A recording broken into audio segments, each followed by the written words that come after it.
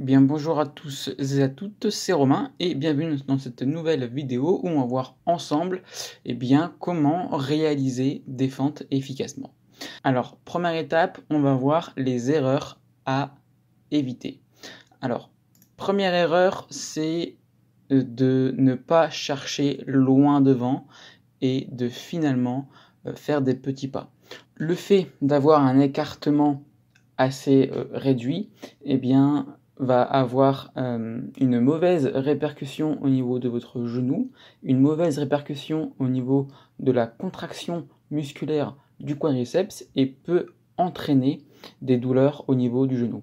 Donc évitez d'avoir des fentes trop proches de vous.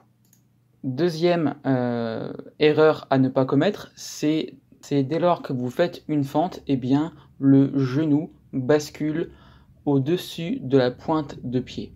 Et donc par conséquent, ça peut entraîner un étirement excessif au niveau de votre psoas iliaque et bien évidemment peut entraîner une mauvaise répercussion au niveau de votre genou et à terme peut provoquer des douleurs musculaires et des douleurs au niveau de votre genou.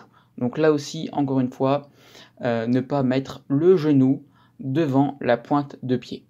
Autre erreur à ne pas commettre, c'est d'effectuer une fente et de basculer sur le côté.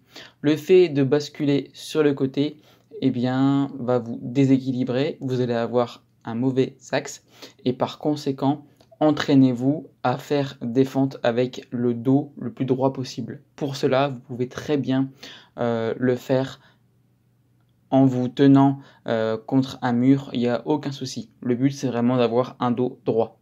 Autre erreur également, c'est de se pencher trop vers l'avant. Donc, on regarde nos pieds et par conséquent, dès lors qu'on va effectuer une fente, notre dos bascule vers l'avant et cela peut entraîner des problèmes à terme au niveau de notre lombaire et une mauvaise recrutement au niveau de vos quadriceps et de vos ischios.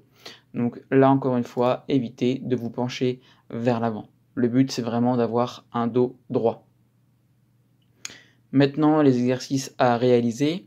Le but premier avant d'effectuer une fente, c'est d'avoir l'écartement des jambes à hauteur de hanche, de rentrer le ventre, de serrer les fesses, de prendre une inspiration, puis effectuer une jambe à l'écartement, on va dire, normal, donc pas trop loin ni trop proche, mais un écartement normal, pour que vous puissiez descendre avec la force de gravité, uniquement avec votre jambe gauche. Donc vous allez descendre avec votre jambe gauche, et vous allez pousser avec votre jambe droite uniquement. Toujours en ayant le dos droit. Donc je descends jambe gauche, et je pousse jambe droite. Attention également à avoir le talon au sol et ne pas le décoller. Donc toujours garder le talon au sol lorsque le pied est vers l'avant.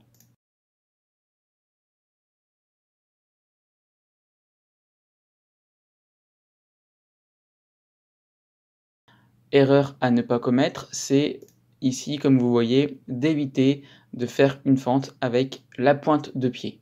Donc là, mon talon est décollé et bien évidemment, mon genou est désaxé, éloigné de ma pointe de pied et par conséquent, une posture totalement mauvaise, une posture délétère pour la bonne exécution du mouvement.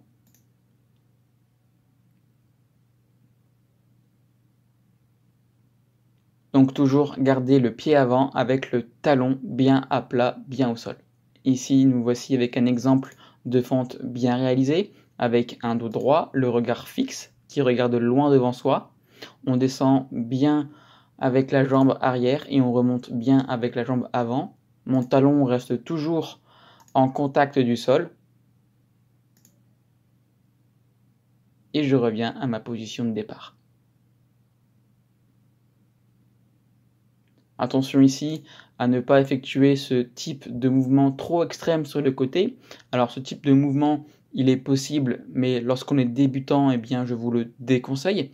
C'est une variante de fente, mais ça peut être dangereux quand on n'est pas habitué aux fentes normales. Donc habituez-vous d'abord à effectuer des fentes normales et par la suite, pourquoi pas, effectuer ce genre de fente. C'est une variante, mais à ne pas reproduire quand on est débutant.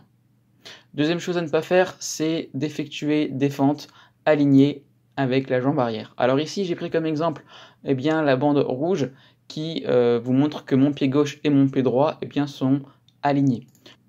Donc comme je le disais tout à l'heure, un écartement des jambes à hauteur de hanche et d'effectuer la fente avant sur le côté. Donc comme si on voulait marcher.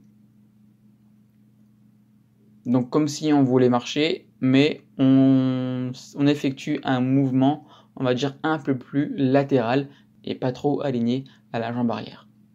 Donc là, on regarde bien ici que mon pied droit est du côté droit de la bande rouge et mon pied gauche est du côté gauche de la bande rouge. Donc j'ai un mouvement parfait et optimal pour les fentes. Voilà, maintenant vous avez tous les conseils pour bien réaliser des fentes. Je vous souhaite de bien réaliser ce mouvement. Je vous dis à la prochaine. C'était Romain. Ciao, ciao.